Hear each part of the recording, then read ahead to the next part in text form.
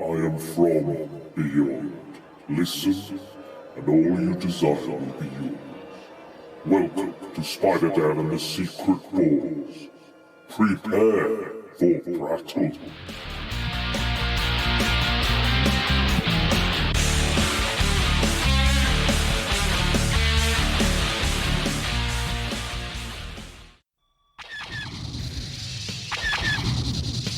Choose a side in the Clone Wars.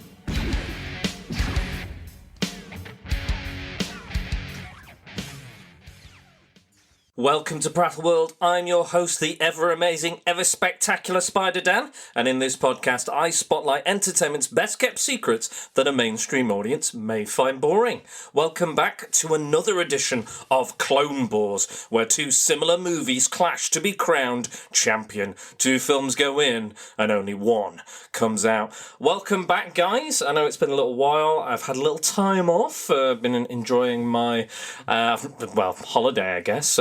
I've been basically doing that and not much else. I wish I could say I've been out seeing friends and stuff, but I've been pretty lazy, catching up with some media that I've been missing out on, films, video games, comic books, but people are still about. I'll catch up with them sooner or later. But welcome back to another edition of the Clone Wars. So this is where I compare two movies, and today I'm going to be comparing two very, I guess you would call them kind of horror and the kind of Satanist. There's part of the Satanic Panic that America went through kind of the late 60s into the 70s, a little in the early 80s, maybe a bit in the 90s as well. It kind of never went away, let's be honest. It's always there in the kind of, middle America, that kind of worry that Satan will come and claim their children of evil, make them commit adulterous things and evil things. Oh, the shame that would be reaped upon the good, hard-working Christian American by the satanic powers of Satan. I'm doing it mostly to celebrate the upcoming release of a film called Satanic Panic, coming from Fangoria. Fangoria magazine is promoting this film. It's got Rebecca Romijn and her husband Jerry O'Connell in, two very fine actors. You will know Rebecca Romijn from Mystique in X-Men, and you will also know Jerry O'Connell as he was the fat kid in Stand By Me, and Sliders, of course, and Kangaroo Jack, and a lot of other things you'd probably... Joe's Apartment as well, various other things. Jerry Maguire, Piranha 3D. I could go on. The list could go on. Yeah, so I thought now would be a good time to compare two older films that have some kind of old kind of satanic cult classics back from the 1970s. So we're going to be looking at The Devil's Reign, starring Ernest Borgnine, Will Shatner, and various other people. John Travolta as well, not to forget, and Tom Skerritt. And also we're going to be looking at Race with the Devil, starring Peter Fonda, Warren Oates, Loretta Swit, and Lara Parker. So I think we should just get stuck right in. What I will say as well is 20th Century Geek is a fellow podcast who is going to be delving directly into the Satanic Panic, the phenomena of the Satanic Panic. So definitely check out that podcast, because I'm going to be listening, because he does some really in-depth research, probably more so than I do, to be honest. But he's got some amazing stuff coming up, so I highly recommend that as well. So yeah, definitely check that out. But let's get going. So, The Devil's Reign. So let's talk about that first. First of all, before we do that, let's talk about the reasons why I've chosen these two for a comparison. So the two movies both revolve around a satanic cult. Both lead actors also starred in The Wild Bunch. Both films hired actual Satanists to work on the film directly as well, and both were released in 1975. So, like I said, let's talk about The Devil's Reign first. So, The Devil's Reign, like I said, starring Ernest Borgnine, Will Shatner, Tom Skerritt, John Travolta, Ida Lupino, Keenan Wynn. Yeah, so this is your more kind of supernatural out of the two of the films. This is more, it goes deep into the supernatural elements of being a Satanist, where Race with the Devil is more kind of more set in the real world, I'd say, more realistic, and could possibly happen. So this is an interesting one. They only had 6 weeks to film it. It's coming off the back of the success. The director, who Robert Faust, or Faust. I'm going to say Faust because that rings in a lot of devilish meanings. So we'll call him Faust. It's like F-U-E-S-T. Anyway, he directed 2 kind of cult classics, The Abominable Dr. Phibes with Vincent Price, and the sequel, Dr. Phibes Rises Again. So and he was coming off the success of those films, and he did this. So he wasn't entirely happy with the script, and he did go in and add some scenes and beef it up. It's quite a short movie, to be fair. It's only about 86 minutes, 87 minutes, something like that. So it's not kind of ideal kind of running time for it. To be honest, there's some parts of it that are a bit lengthy that probably could have been cut or shortened. They could have been more economic with the storytelling, definitely, within this. But basically, the plot revolves around a family who have in their possession a satanic book or Bible or what have you, a kind of a tome of kind of satanic power and spells and people's names as well, which we find out later on in the film. And there's this character called Corbis, who is after this book. He's the leader of a satanic cult, is after this book and is hounding this family for the book. And it's never really explained why he needs the book, really, in the film, but he needs it to do something, devilishly horrible. Something from the fiery pits of hell. So he's harassing this family, the father goes missing, so they're all worried about the father. Will Shatner's the lead at the start of the film, not so much later on, but he comes out and it turns out the father's missing. He's been looking for the father, it's chucking it down with rain, and he comes in, and then there's kind of a knock at the door, or they hear something, and they go out, it's the father, and he's basically kind of melting in the rain. You can see these kind of melting effects, which are really quite good in this film as well. The kind of melting aspect of it, and we'll go into that much later, but it's really good kind of special effects. And he's telling them that they have to give him the book, give Corbis the book, or horrible things will happen. And then he kind of falls over and then continues to melt. I do quite enjoy the melting effects, and obviously the company spent a lot of money on the melting effects, and it does show. They do look quite good, but sometimes they kind of do spend a lot of kind of focus on the melting, especially in the final scene. Spoilers. So that's basically the plot, and Will Shatner goes out and he's very Shatner-esque and putting those pauses in and stuff. So he confronts Corbis in this kind of desert town. This kind of abandoned desert town is pretty much the set for the entire film. It's just looks like a leftover kind of Western set that no one's touched for 20 years, 30, 40 years. That's basically what they're using it for. So we go back to them. Shatner confronts Ernest Borgnine, is revealed to be the leader of this cult, and he's quite Ernest Borgnine is quite a likable, loving kind of warm personality. He's got his harsh side, his angry side, but in this he's kind of weirdly, creepily smiling the whole way through, and he's quite eerie. I mean, there's moments where he's angry and stuff, but I think the more eerie elements of the film, the creepier elements, are definitely Ernest Borgnine just smiling, and it kind of works. And he kind of he challenges Will Shatner to a confrontation of their faith, so God against the devil. And so he goes into the Satanic Church, and they tries to out faith a ton of believers and Ernest Borgnine, who are satanic fanatics. He fails. They take him capture, and they start doing all sorts of horrible torture to him and various other things. So he kind of does that, and then his brother Tom Skerritt comes in and becomes the lead of the film for pretty much the rest of the film. It's this weird element that doesn't really need to be there. His wife is got ESP, psychic powers or something. don't really know if that's necessarily needed in this. I know she does have visions and can see things, but it's kind of an extra element that doesn't need to be kind of there or explained or put in. I don't know if maybe, Stephen King books were very successful at the time.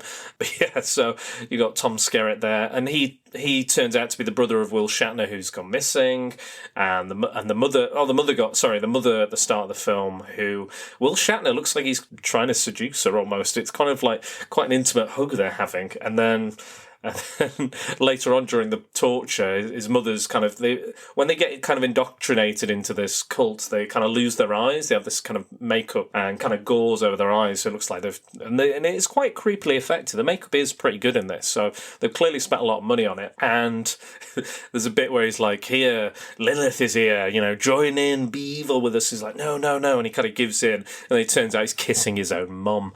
Bit awkward, bit weird. So yeah, he's like, "No, never! Why did I kiss my mum?" So we move on to Tom Skerritt basically goes to investigate, goes to find out. Kind of slowly, someone tried to kill him basically, and when he's investigating this town, the Satanic Church, the inside of the Satanic Church, the set is quite cool. It's quite amazing. It's got this really cool kind of goat-shaped glass windows, and the thing that is there's later on in the film there's the thing that is the Devil's Reign, which is basically kind of this urn that had a small kind of TV in it, and it does look quite effective. You can see the souls within it, inside the urn, and it does look actually cool. And I will give this film, props for its special effects, because they are the best thing in it. I'll be honest, the best thing about this film. There's so many kind of other elements I quite enjoy as well, but it's hard to kind of to say a lot about it. I mean, it is kind of. It's an interesting film. It's not really, I wouldn't say it's an out-and-out horror film, because it's not, like, there's not a lot of kind of horrific moments or bits where I'm like, oh my god, or like particularly scared. I think there's more of an action element. Like most of these films are more kind of horror action, I'd argue, than straight up kind of horror. There are some kind of creepier elements to it. One of the more interesting things about the film itself, the technical advisor on the film was Anton LaVey, and if you know Anton LaVey, he wrote the Satanic Bible, and he was also the leader or the founder of the Church of Satan. Quite interesting to see. He plays a small role in the film. He wears like a kind of golden helmet. He's one of the high priest or chief priest or something, and he is there. I don't know how accurate any of this satanic stuff is, really. I think he just like, do you want to be on the film? Do you want to fancy being in it? Like, sure, I guess. Because I mean, I don't know if he would want to be the villain. I don't know if you'd want the Church of Satan to be the villain of the film. I think some of his writings and things were disproved much later on. It's quite an interesting aspect to have him on the film itself. But yeah, it's interesting at the very least. In that time period, the fact that they had Satanists come on and be part of the film is quite an interesting element. Another interesting fact about the film was that John Travolta on set spoke to Joan Crather, who plays the sister-in-law of William Shatner and the wife to Tom Skerritt's character. She was a Scientologist and introduced a young John Travolta to Scientology. So you could say this is the ultimate cult film, as another reviewer has said in the past, that it's about a cult, it's advised by a cult leader, indoctrinated somebody into a cult. So it's, you can't really get, and it has a cult following, obviously, so you can't really get more cult than that for actively cult things about it. But also, probably the most famous thing about this movie itself, apart from the amazing cast and, its failure at the box office and things, was that the effect on William Shatner gets indoctrinated later on in the film as one of the cultists, and he has the kind of eyeless kind of face and the markings and everything. So they had to make a mold. So Don Post, I think it was Don Post Limited or Don Post Studios. They had to make a mask mold of Will Shatner's face in order to make that effect and to put it on his face and for it to form fit. And it's kind of this eyeless this kind of effect. And the mould went on to then, they decided to make a load of Captain Kirk masks, the Don Post Studios, and that mask was then used as, well, an altered version of that mask was used in Halloween, creating Michael Myers and one of the most classic kind of horror characters of all time, and one of the greatest horror movies of all time. So that's quite. I mean, if not for the Devil's Reign, we may not have had the iconic, Halloween, or it may not have been as iconic as it was. That look alone is iconic. So, but you can really see it in some of the later scenes. There's a scene where he kind of tilts his head, like Shatner tilts his head, and you can see a lot of kind of Michael Myers there within that.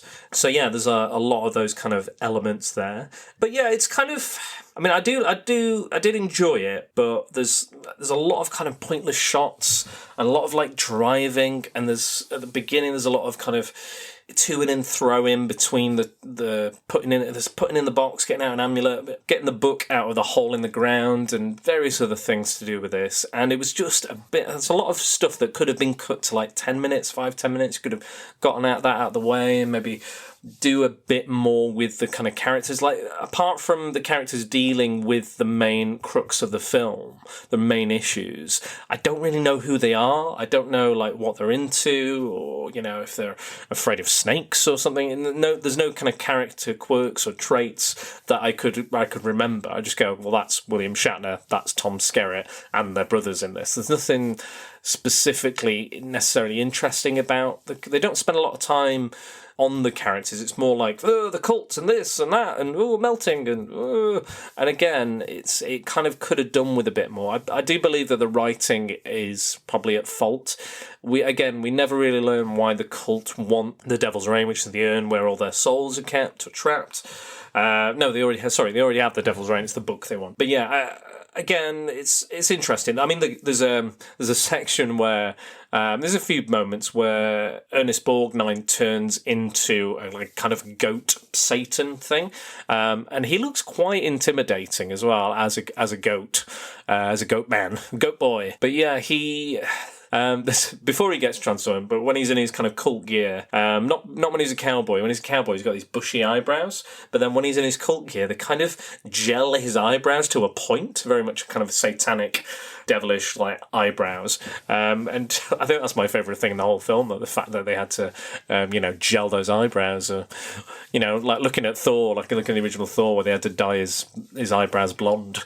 Always makes me laugh. But yeah, it's a fun movie, and there's a lot to like. But I can see why it's a bit of a cult. I can see why it's a bit of a cult hit. But apparently, the film was also funded by mafia money. This is all according to Ernest Borgnine. It was funded by mafia money, and Ernest Borgnine never actually got paid for his work on the film. And also that there was so many kind of cursed or strange goings on the film that they never did anything with that subject matter again. He went, absolutely no satanic things, nothing. I mean, I don't know much about the goings on or the cursing. I wish I did, because I always find that quite interesting. But I can't honestly say that I know anything else about it. There's not much detail on it. I probably have to kind of really delve into the research, try and find out what exactly happened. Maybe there's some sort of documentary that I could find, possibly. It's interesting enough, and I did enjoy it. The melting is really good. Like I said, the melting is really good. If you don't recognise John Travolta in this, don't worry, because you don't actually see his eyes at any point.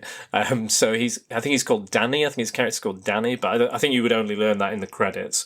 He turns up and he's probably the youngest. He's probably one of the main cult followers. But again, you wouldn't notice because the eye makeup and the gauze over the eyes and everything. Yeah, it's fine. It's good. It's good. The melting effects towards the end. That's the finale. Is the kind of Will Shatner shatters the Devil's Reign, and it actually starts raining, and that causes all the followers to start melting into like puddles and stuff. And the melting effects effects do look really, really good. So really hands off to the melting. There's probably more melting in this than any other film I've seen. It's it's fun, and I recommend, if you're not going to watch the whole film, just watch the melting scene. Probably runs a little too long, like I said, but it's fun and it looks good. So I can understand if you spent a lot of money on that and it looks good. But I would maybe have cut away from some melting as opposed to cutting towards more melting. Cut towards this person melting and back to this person, then to another person, then to two people melting, and then to other three people melting. Moving on, we're going to talk about Race with the Devil. So that was directed by Jack Starrett and stars Peter Fonda, Warren Oates, Loretta Swift, Laura Parker. Now, this plot kind of revolves around another cult, like I said, another culty thing. Two couples on their way to Aspen to do some skiing. They've got this big kind of RV Winnebago thing, or whatever you call it, and they're driving kind of across the country to go skiing. To have a holiday. They're all kind of they're doing fairly well. I think they both work at mechanics. They're both kind of motorcyclists, Warren Oates and Peter Fonda, and they're just going off for a break with their partners, and they kind of stop off at the countryside at one point just to kind of chill out, having a few drinks, just relaxing. As you would with an RV, you camp out and what have you. Totally self-sustainable they are, apparently. Totally self-sustainable. That's one of the lines in the film. So yeah, and they witness a satanic ritual. So basically a kind of blood sacrifice, if you will. And they are seen by the cult, and then the chase begins. So the race with the devil. This is not to be confused with The Devil Rides Out, which is a Christopher Lee Hammer horror film, which is also very good and also about a cult, satanic cult. Highly recommend that one. That's a lot of fun. Yeah, so they basically take off, and they're starting to be. They go straight to the police, and they're going, right, well, this young girl got killed last night, blood on the ground, it's everything. And the music in this really rackets up the tension, really just makes everything more tense and more interesting, more taut. And there's some really good kind of really tense scenes, like they get the RV kind of stuck in a lake with a bit of water. There's like a hole in the lake they're driving over. It's not obviously not a deep lake, but they're trying to get it up and out of this hole, and they're putting branches down and things behind it and what have you. Crazy, tense kind of chase, and you do feel that throughout the film. It's a genuine kind of tenseness, and and it becomes more action-packed as it goes on. It kind of does ratchet up the tension slowly but surely, but also kind of wrenches up the paranoia, much like kind of The Wicker Man, the original Wicker Man, but obviously not to the same effect, not as effective as that film, the kind of eerie creepiness of it, but you still get a sense of it, and which is really cool. And all the characters are really, really well written. It's really kind of genuine, the feeling between all these actors. You feel like they've been friends for years, like they've just sat in each other's company. They know all each other's quirks, and there's kind of jokes. So that's one of the kind of benefits of this film, as opposed to Devil's Reign, which was all about plot. This one's a little bit more about character, a bit more focus on the characters, and they're very likable as well. They're not like a lot of horror films, like some of the main characters or supporting characters are kind of knobheads or kind of dicks, and you kind of want them to get murdered. So, but this is like, no, they're just like a average Joe people, very nice, very friendly. Don't put up with people's shit, but generally, and they're a very likable they're a very likable group, which really helps this film as well, assists with that. They go to a police, they escape. The Satanists basically get knocked out the back of the van as they try to break in. I think Peter Fonda's got a vacuum cleaner or something. He's just whacking away at them. And they leave like a little kind of note there with the runes and a spell on it. And that's how they know it's kind of Satanists and stuff. That kind of gives them a clue. The power that they kind of become more powerful via the human sacrifice. And they go to a library to investigate it. And they kind of I don't know why they kind of relate it to Aztec sacrifice, because I don't think that has much to do with anything. They do sacrifices and blood sacrifices, but we're in like line with Satan. I don't know if that's kind of a cross-cultural mistake or problem or something. They go to the local police, and again the local police are like, well, maybe you saw this, maybe that happened, I don't believe you, this sounds a bit crazy, who would think a satanic cult in our small town, it's probably just kids doing this, sacrificing cats and dogs and things like that. You kind of know instantly they're in on it. There's no qualms about it. They're not believing them in any way, respecting their ideas, not respecting anything they've said, and they even find blood. They're like, it could be any old blood, and they don't trust the police so much that they take their own sample of the dirt and want to get it tested by another police county, because they don't trust the police county they've got going on now. So they go and do that. And it's kind of, so the chase is kind of on, but they do ratchet up the tension. Peter Fonda's girlfriend kind of notices more than everybody else. Again, maybe she's got psychic powers or something. It's kind of hinted that she has some sort of awareness, maybe some ESP, much like Tom Skerritt's girlfriend in the first movie, in Devil's Reign. But it's not as explicit as in The Devil's Reign. It's kind of, they still want to kind of ground it in reality as much as possible. But they kind of, so she's more aware of this kind of creepy element. So they're at a swimming pool, and you can see all these kind of old men leering at her.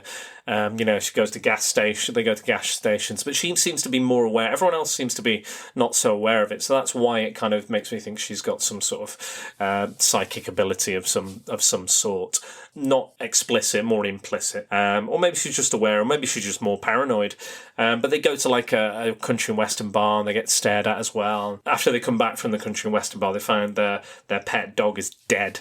They're stuck to the wall, and they're like, did anybody see anything? Anybody hear anything? No, because they know they're all in on it. And I think that's the only problem. One of the only problems of the film is that everywhere they go and everything they tackle, every moment, somebody is in on it. It's not like they meet somebody who's not in on it and they get murdered or something like that. It's like every single person, every conceivable thing they try to do, that's being blocked by the cult. It's not just like, the car breaks down or something like that. It's like they've damaged the car so it breaks down, or they've cut the tyres of, So I think it would have been nice to have a couple of moments where they thought they were being, bothered or hassled or stalked by these people, but actually they're not. So that might have been a bit more kind of, that would have kind of given it a bit more license to up the tension or to surprise us, to scare us. But that's like a small thing. But there's some really good tense moments. Like there's a scene where they go back into the RV and they all find they're being attacked. There's two snakes in the RV, and they're just like, oh god, and it looks, it's a real snake. I don't know how they filmed it, but it's a real snake. There's two real snakes that they're attacking, and obviously you don't. Very rarely we'll see their kind of face with the snake or something like that. So it's probably some snake handlers, but even still, they're like the proper rattlesnakes. So it's dangerous stuff. I think that's what I really like about this movie as well, is that all the stunts, all the moments are all really real. And I know that goes without saying. There's no CGI or special effects and stuff, but it gives it more kind of authenticity that, you could believe that could happen, or you can see that happening. The car chase in the finale is just fun. It's so fun. It's really good. There's a bit where someone's driving a house, where they kind of carry like a giant house, from state to state. I don't, it's not something that's done in the UK, obviously, but and that gets involved. And there's a bridge. There's a section with a bridge where a guy gets knocked off the top, trying to pour like gasoline inside the RV and stuff. And they're shooting. They buy these shotguns. They're shooting at the Satanists and throwing their bikes off the back of the van to cause the other ones to crash. They even try to stop them with a school bus. So they go like, "Oh no, there's been an accident. All these school children. Oh god, oh horrible. Children are fine." They're like, and then they realise, wait a minute, it's a Sunday, so they plough right through the kind of the accident, the barricades, because they're like, oh, they're onto us, come on, let's go. Excellent stuff. It's a really fun film, and if you're after it smashes so many genres together as well. It smashes, car chase, vehicular horror, if you will, kind of like a Duel or a Breakdown, if you've seen those films. Then you've got the Satanic angle. The thing with the Satanic angle is it kind of could be replaced with anything. Like, it's at the start and kind of at the end, but not anywhere in between. You don't really get a sense. I mean, there could have been hillbillies. It's got that kind of backwards horror feel as well, like a Deliverance or something, where all the people are there local and they're in on something, and that you're the outsiders. So there's that element as well. But the Satanic, if you're after like proper Satanic film, I would probably go more for Devil's Reign as opposed to this.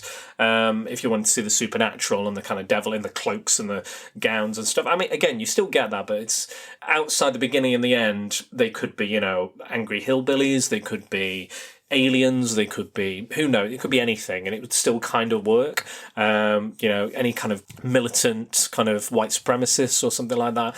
Like, literally anything you can think of could kind of replace the Satanic angle. But the title is quite nice. I like Race with the Devil is quite an exciting title. The classic posters as well are amazing. Those classic kind of artwork posters.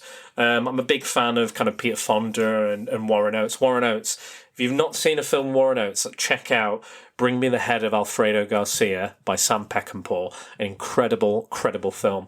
Just go out and watch it. I won't spoil it at all, but it's really quite fantastic. And he's a great presence. And I do want to watch some more of his films as well. And he's really good in this as kind of more kind of older, experienced, dour kind of character in it to Peter Fonda's kind of young, more hopeful character as well. So, but yeah, it's really quite cool. Quite a cool film. I quite enjoy it. The sheriff in it, I seem to see him in quite a lot of stuff. I can't remember the actor's name off the top of my head, but he's in Predator. He's in The Beast Within, which I watched recently, and Boss, a blaxploitation film. And he's in all of these, and he kind of plays a similar role in all of them. But he's enjoyable, and I quite like his kind of relaxed, kind of southern acting style. It's a fun film. It's a really fun film. Just trying to think, what else did I want to talk about with this? Not much else, really. I mean, the only bit where I was a bit like, I don't really believe this, was kind of the moment with Warren Oates, where he's trying to convince everyone that they were like, we just want to turn home, we just want to go home and put it behind us. We won't be chased anymore. Maybe, if we go home, they'll just leave us alone. Who knows? And Warren Oates is like, well, you see this ski pole here? You see this? I paid for this, paid for all this, paid for that, paid for this. We're going skiing. I don't care what happens. We're going skiing. So it's kind of like, I don't really believe that. I think, because obviously in horror films, you've got to come up with the conventions that the characters, have to keep going or can't go home. You have to come up with some way. Obviously, there's the obvious kind of, our telephone doesn't work. Oh, this one doesn't work either. Oh, you can't contact the police, can't contact anybody. Oh, look at that. But that's kind of a generic kind of horror trope that you'll find in pretty much anything anyway. But it is what it is. But also, a fun film. So let's get on to the comparison.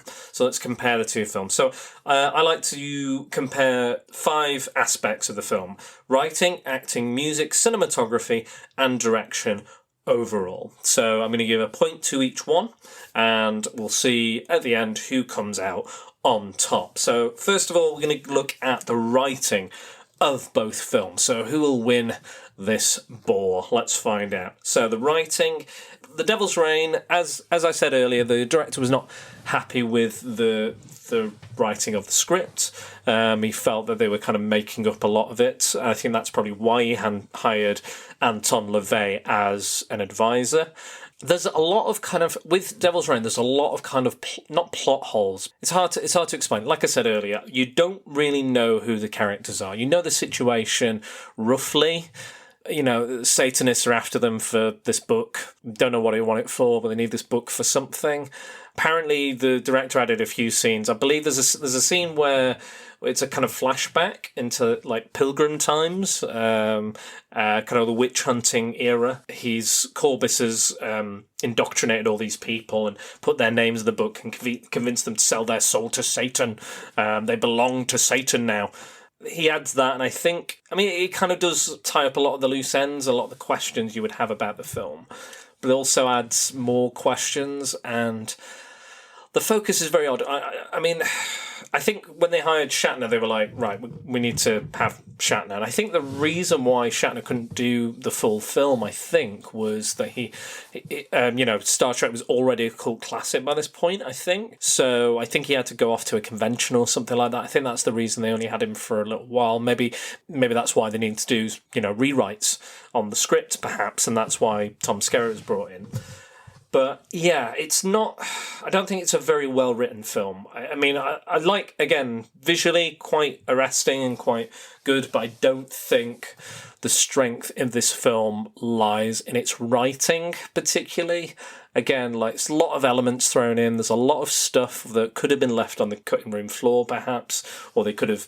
Again, they weren't as economic with the script and the filming and the time scale of the film as they could have been. Apparently the director wanted it to be shorter. It was already 87 minutes, pushing, what an audience movie will pay for. They want at least an hour and a half minimum in most cases.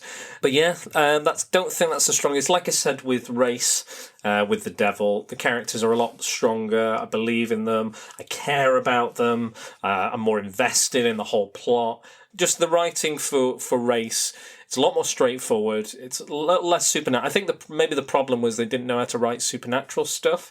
Didn't have any kind of set rules for that, for what they were doing and why they were doing that. I think they were just like, well, Satanism here, and he's got a goat face, and this is melting over here. So yeah, just do that. That looks cool, and we'll do that. And it's almost like they had a rough script, and then they were like, well, they had the set pieces, and they just kind of tied the set pieces together almost. But yeah, it's not. Devil's Reign is not the strongest for writing. It takes itself quite seriously as well. Not many jokes in it. There's not many kind of humorous elements to it. I think it's unintentionally funny with Ernest Borgnine's goat face and various other things, but it's not actively funny. And I think even Race with the Devil has humour in it. Even the most banal humour, there is humour. And again, we spend more time with the characters, so we care about the characters. These characters are just, all of a sudden they're in it, they're thrown in this thing, and they're just, interchangeable. Like Tom Skerritt and, Will Shatner are basically the same character, effectively. There's not much of a difference between them. You don't get time to learn who they are, why they are, and why they do what they do, or any quirks or anything like that at all. So yeah, we have that, but it's not much. It's all plot based, and the plot's not very strong as well, so that does hurt the film in the end. So I'm going to give this point to Race with the Devil. So that's 1 to Race with the Devil. So let's move on to the acting. So the acting in Race with the Devil is very naturalistic, very kind of on the level, kind of normal kind of way. They talk in a realistic manner, they act in a realistic manner, a genuine manner. And it's not bad at all. It's good quality 70s movie acting. And Devil's Reign, it's very much more kind of over the top and kind of heightened reality form of acting. It kind of works, it kind of doesn't. It's hard to compare because they are very different in that way. There are a lot of similarities. That's the reason we're doing a Clone Wars, but there are also a lot of differences as well. So I find it hard to compare it. Shatner is Shatner, so if you like Shatner's acting, then you're probably going to like Devil's Reign. The long pauses. Shatner is, love or hate his acting style, he is who he is, and Shatner is Shatner. So you can't really hate him for that. It is hard to compare these two in terms of acting. I did enjoy Ernest Borgnine's performances, kind of scene-chewing as it was and over the top as it was. I did quite enjoy what he brought to that character. And it's quite unusual to see him in those kind of less lovable roles. And I'm sure he's a very lovable, nice man as well. But yeah, it was quite nice to see him. This is tough. This is a tough one. You know what? I'm going to give it to The Devil's Reign because, you know what? They go all out on it. They really, really, yeah, it is over the top, and it is, but it's an over the top subject matter, and the story is quite over the top. It's about people melting and goat faced people, and there is a realism to it, and they do, again, they probably could have done with a bit more humour and a bit more kind of character, but the performances do do grab you, do keep you invested in the film as best you can be. So yeah, I'll give that to The Devil's Reign. So 1 point to Race with the Devil, 1 point for Devil's Reign. Onto the music. Okay, so the music in Race with the Devil it's very tense. It's really kind of ramps up the tension, like I said earlier, and it doesn't hold back. It's absolutely memorable. Like, it's really compelling, and it really adds to those, that snake scene, the chase scene, the opening scene with the Satanists. It really makes those scenes, that people say that the final character in a movie is the music, and I couldn't agree more with Race with the Devil. It's just absolutely what you need in those points, at those points in time. Just really kind of heart-wrenching, edge of your seat kind of tension that you need in these kind of chase movies, and those kind of, the tension is, even people staring at them, you're on the kind of, you don't know what they're going to do, you don't know if they're going to like mob them all of a sudden. But yeah, so with Devil's Reign, I honestly can't remember the music very well. I think there was a bit of kind of, more like chanting and things and stuff like that, but nothing that I can really put my finger on and say, that was a great piece of music, that brilliant piece of music. No, I can't honestly say that. So yeah, so I'm going to give that with Race, and give that point to Race with the Devil. Moving on to cinematography. Okay, cinematography. One of the problems with Devil's Reign is that it is basically on an old Western set, like I said earlier, and there's not much kind of going on there. It is what it is. It's an old Western set. It's an abandoned Western town. So there's not much to that. The house is very generic. It's a lot of desert shots. However, when they're inside the church, when they're inside the Satanic church, and at night it looks much, much better. I don't know why they shot a lot of it during the day. I don't really get why, but I would have stuck it mostly all at night for the most part. But there's a lot of day shots. Don't know if that's a budgetary thing or something. Who knows? We'll never know unless we ask the people involved.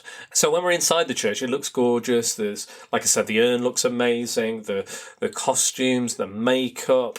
So it's quite effective at that. And that, I mean, that's the most interesting bit about it, is those kind of the special effects and the, you do get a kind of eerie sense. With Race with the Devil, it is basically just, you don't really get, because it's not a road movie effectively, so you don't really get any kind of sets or anything like that. It's just kind of, just at your average kind of Route 66 type road, gas stations, diners, that kind of like outdoorsy areas. So there's not really much to it. So I think just off the kind of that vibe of that inside that church, and the Satanic, there's like a little hellhole.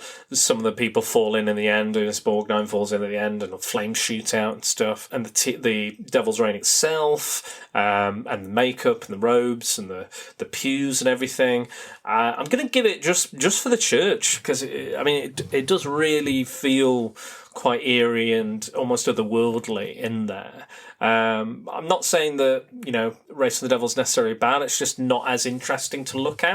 But it does have a lot of other strengths as a film. So that one is going to Devil's Reign as well. So it's 2 apiece. Ooh, 2 apiece. This is it then. This is it, the final decision. Okay, so direction. So the direction is an important part of any film. It's the person who has the most say, minus maybe a producer or funder of a film. But yes, so the direction for Devil's Reign effectively killed. The result of the box office result of this film effectively killed the director's career. Like, he didn't work much after this. I think he went off and did a softcore porno in Italy or something. I think it's called Aphrodite or something, from what I've read. So yeah, he kind of took the bare brunt of the failure of this film. Obviously, there was a lot of money put into it, but on the whole, it's not great. It's not a great movie. You know, it's got elements that you might enjoy. It's got actors. I mean, it's got amazing actors in it, but it's a poor movie on yeah. Again, moments I liked and moments I enjoyed, but overall, I did not like it for the most part, and I think it is down to the directing. There's some really choppy editing. The editor apparently is Steven Spielberg's editor, who's won several Oscars, I believe. But this is definitely not one of his best ones.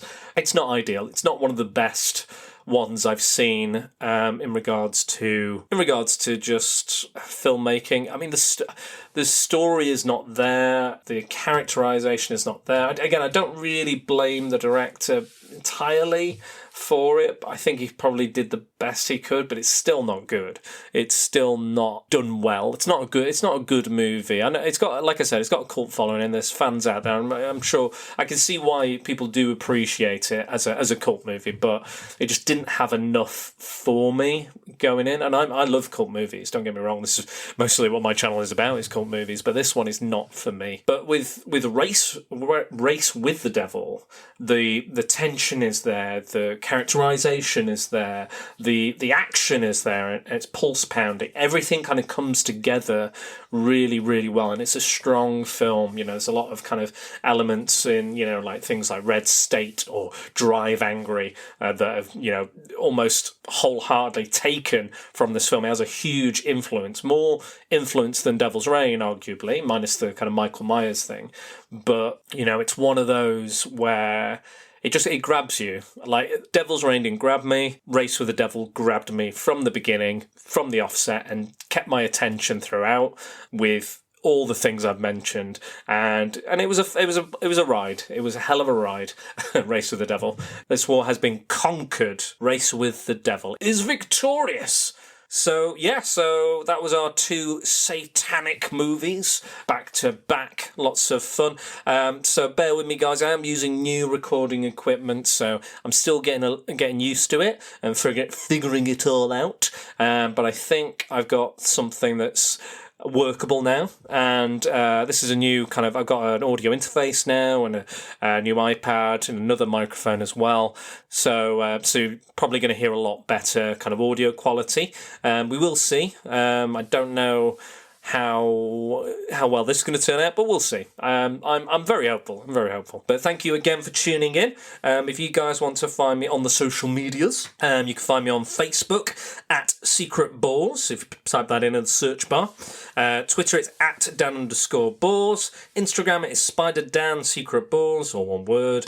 And this podcast is available on Podbean, Apple Podcasts, Stitcher, Spotify, YouTube, and many, many more. Thank you for tuning in, guys, and have a great one. Bye-bye!